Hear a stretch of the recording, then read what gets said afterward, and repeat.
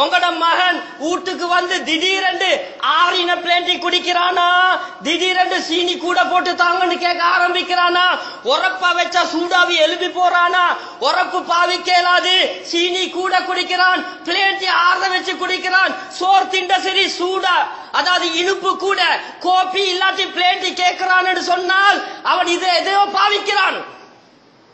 பாப்பமார் விளக்குங்க.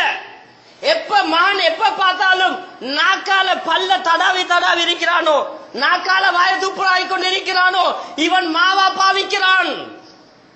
எப்ப மகன் வெயில் நேரத்துல வீட்டுக்கு வாரான், வந்து பேசாம பிறண்டு படுக்கிறான், வெயில் அடிச்சு கொண்டு இருக்குது, வேறுக்க டெய்லி படுக்க ஆரம்பிக்கிறானா, படுத்து எலுமின சரி ஒன்றோ குளிக்கிறான் இல்லாட்டி சாப்பிடுறான் என்றால் இவன் கேஜிக்கு அடிமையாக இருக்கிறான்.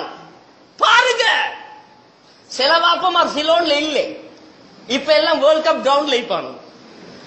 6 மணி ஆகினா வாப்பமார் ஐபிஎல் கிரவுண்ட்ல, உம்மமார் இந்தியால, பாப்பா பாகிஸ்தான்ல, உம்மா இந்தியால, புள்ள சிலோன்ல குடு அடிக்கிற வார நேரம் விக்ஸ் பாவிக்கிறானா, உங்களோட புள்ள பாவிக்கிறானா யோசிக்க. இவன் மாவா பாவிக்கிறான். திடீரென்று உங்களோட மகன் அடிக்கடி குழந்தை புள்ளையோட சிரிச்சு பபா விளையாடுறாட வச்சுக்கோங்க போட்டுட்டு தான் வந்திருக்கிறாரு. இதை ஐடென்டிஃபை பண்ணுங்க. சைலன்ஸ் ஆகித புள்ள திடீரென்று ஓவரா விளையாடுறான். எதுவரைக்கும் உம்மாவோட தாத்தாவோட சாச்சாவோட எல்லாம் விளையாடுறாரு.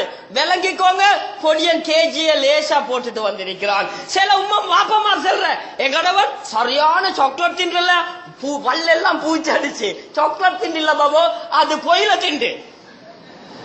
விளங்கிக்கோங்க.